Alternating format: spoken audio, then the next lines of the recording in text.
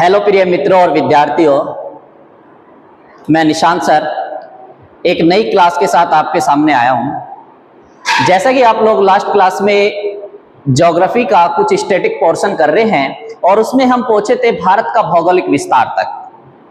आज नई क्लास शुरू करते हैं और नई क्लास में शुरू करते हैं हम नदी तंत्र, जिसे इंग्लिश में बोलते हैं रिवर सिस्टम। अगर हम भारत के नदी तंत्र की बात करें बेटा, तो भारत में आप देखते हो कि मैंने आपको बताया था कर्क रेखा से जो ऊपर का भाग है उसे उत्तर भारत कहते हैं और उससे जो नीचे का भाग है उसे क्या कहते हैं? हम दक्षिण भारत कहते हैं। उत्तर भारत में बेटा हम मुख्यतः 3 नदी तंत्र पढ़ते हैं, जिसमें पहला आता है सिंधु नदी तंत्र, दूसरा आता है बेटा गंगा नदी तंत्र और तीसरा आता है ब्रह्मपुत्र नदी तंत्र। ये तीनों अपने आप में बेटा बहुत बड़े नदी तंत्र हैं और तीनों से क्वेश्चन हर एग्जाम में भर भर कर पूछे गए हैं। अगर बेटा दक्षिण भारत की बात करूं मैं, तो दक्षिण भारत में आप लोग देखोगे जिस समय हम अपने प्रायद्वीपीय भारत या दक्षिण भारत को देखते हैं बेटा, तो एक तरफ उसके बे ऑफ बंगाल है अर्थात बंगाल की खाड़ी है और बेटा एक तरफ आप देखोगे कि अरब सागर है।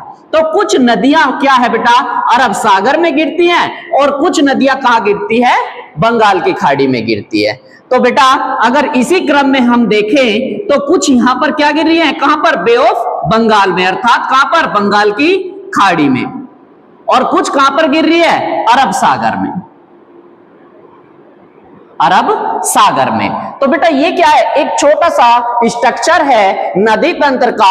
हम इसे 2 भागों में डिवाइड करते हैं, उत्तर भारत की नदियां, दूसरा करते हैं दक्षिण भारत की नदियां। उत्तर भारत में भी हम 3 नदी तंत्र पढ़ते हैं, जिसमें पहला आता है सिंधु नदी तंत्र, गंगा नदी तंत्र और ब्रह्मपुत्र नदी तंत्र। दक्षिण भारत में 2 जगह नदियां गिरती हैं, एक बंगाल की खाड़ी में और एक अरब सागर में। अगर बेटा हम इसी क्रम में आगे चले तो हम सबसे पहले अपना शुरू करते हैं सिंधु नदी तंत्र। कौन सा बेटा? सिंधु नदी तंत्र। सिंधु नदी तंत्र को अगर हम शुरू करते हैं तो सिंधु नदी आप देखोगे बेटा भारत के उत्तर भारत में, भारत के नहीं बेटा उत्तर भारत के, ये अकेली एक नदी नहीं है, ये है बेटा पूरा तंत्र जिसे हमें पढ़ना है। अगर उत्तर भारत की बात की जाए बेटा, तो आपको मैं एक छोटा सा मैप ड्रॉ कर लेते हैं, बस इतने की ही जरूरत है मुझे उत्तर भारत की। इसी पे ही सारी चीजें समझेंगे हम और इसी में देखेंगे। तो इसमें कुछ पॉइंट पढ़ने हैं। सबसे पहला इनका ओरिजिन कहां से है अर्थात उद्गम स्थान कहां से है। दूसरा पॉइंट हमें इसमें पढ़ना है बेटा कि इनकी सहायक नदी कौन सी है, सहायक नदी कौन सी है। तीसरा पॉइंट हमें पढ़ना है बेटा कि इनकी क्या विशेषता है, क्या विशेषता है।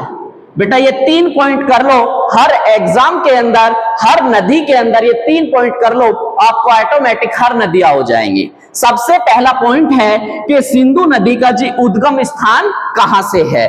तो बेटा हमारे हिमालय में कहते हैं एक पर्वत श्रृंखला है जिसे कहते हैं कैलाश। क्या कहा गया बेटा? कैलाश पर्वत श्रृंखला है। कैलाश पर्वत श्रृंखला से, इस कैलाश पर्वत श्रृंखला में बेटा एक ग्लेशियर है जिसे कहा गया है चेमयुंगडुंग। क्या है बेटा? चेमयुंगडुंग ग्लेशियर।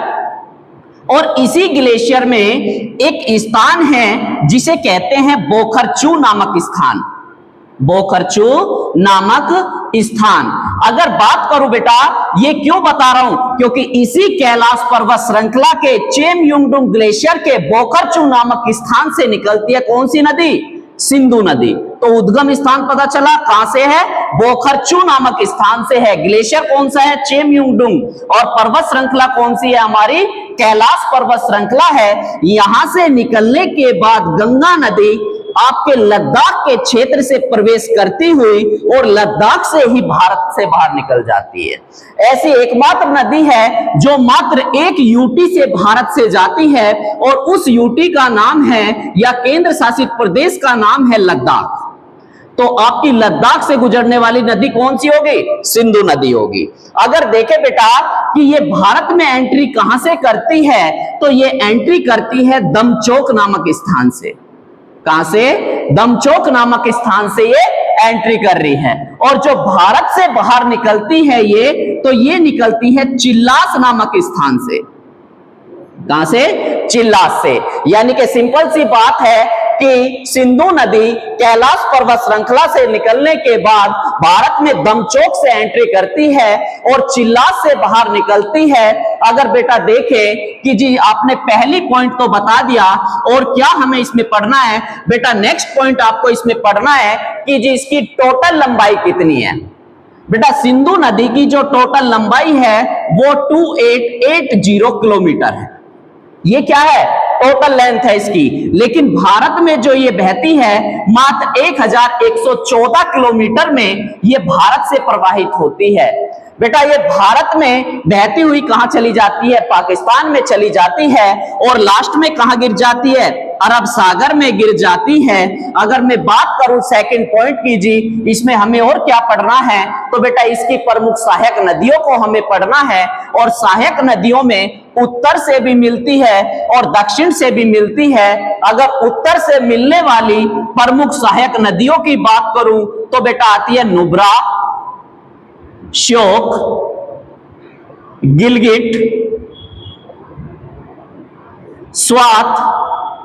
बस इतनी ही पढ़ लीजिए, वो ही बहुत है। नुब्रा, श्योक, गिलगिट, स्वात आदि नदियां उत्तर से मिल रही है। जो ये स्वात नदी है बेटा यहां से मिलती है और इसका जो बेसिन क्षेत्र है, नदी घाटी का क्षेत्र है, ये स्वात नदी क्षेत्र को हम कहते हैं बेटा पाकिस्तान का स्वर्ग।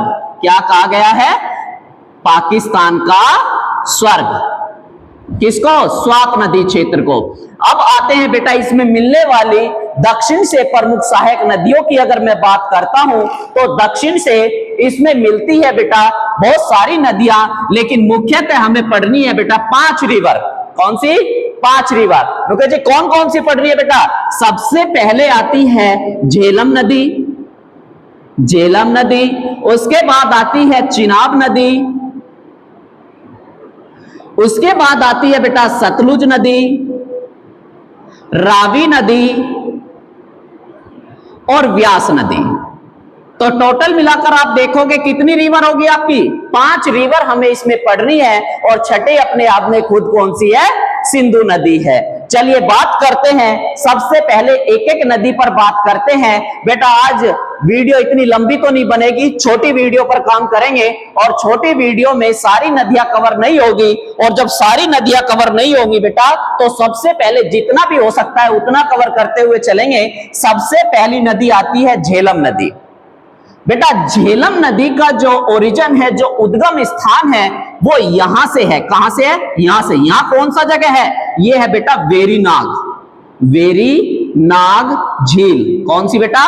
वेरीनाग झील है। और वेरीनाग झील जो है बेटा ये कहां पर है? श्रीनगर में। और श्रीनगर कहां है? J&K में, जम्मू कश्मीर में जी। तो वेरीनाग झील से जो श्रीनगर जम्मू कश्मीर में स्थित है, इसका उद्गम स्थान है। और ये भारत से निकलकर पाकिस्तान में प्रवाहित होती हुई आगे बेटा किसमें मिल जाती है? चिनाब नदी में मिल जाती है। और चिनाब नदी लास्ट में जाकर कहां मिल जाती है? सिंधु नदी पर मिल जाती है। इसकी और क्या खासियत है जी? इसकी एक और सहायक नदी है किसकी? झेलम की बेटा, जिसे हम जानते हैं किशन गंगा नदी के नाम से। किसे? किशन गंगा। किसकी है ये झेलम नदी की है। किसकी है? झेलम नदी की है। कौन सी? किशन गंगा जी। ये किशन गंगा जो नदी है झेलम की सहायक नदी बेटा, इसे पाकिस्तान में नीलम के नाम से जाना जाता है। और नीलम के नाम से पाकिस्तान में जानी जाती है बेटा। जितनी भी नदियां भारत से पाकिस्तान जारी है, हर नदी भारत से पाकिस्तान के मध्य विवादित है। चलिए आगे जानते हैं कि जी झेलम नदी पर कुछ परियोजनाएं स्थित हैं। परियोजनाओं को इंग्लिश में कहते हैं प्रोजेक्ट। और ये परियोजना जो है बेटा कौन कौन सी है? तो ये है तुलबुल परियोजना, तुलबुल परियोजना। बेटा किस पर है ये आपकी किस पर है? झेलम नदी पर है। कौन सी है? तुलबुल परियोजना है। और कौन सी परियोजना है बेटा, कमेंट बताना, आप कमेंट करके बताओ कि सेकंड परियोजना कौन सी है। और जितनी भी बाकी नदियां हैं, इनकी जो सहायक नदी बची है, चाहे वो चिनाब हो, चाहे आपकी सतलुज हो, चाहे वो रावी हो या व्यास हो, पूरा का पूरा नदी सिस्टम, सिंधु नदी सिस्टम हम कल की क्लास में कंप्लीट करेंगे बेटा, क्योंकि वीडियो ज्यादा लंबी हो जाएगी अगर मैं इसको कंटिन्यू करूं। लेकिन कल पूरा का पूरा आपका सिंधु नदी तंत्र को मैं कंप्लीट करूंगा। उम्मीद करता हूं आपको क्लास पसंद आई होगी। अगर किसी का कोई भी क्वेश्चन है तो कमेंट करके पूछ सकता है, और अगर क्लास अच्छी लगे तो लाइक और शेयर करिए। धन्यवाद।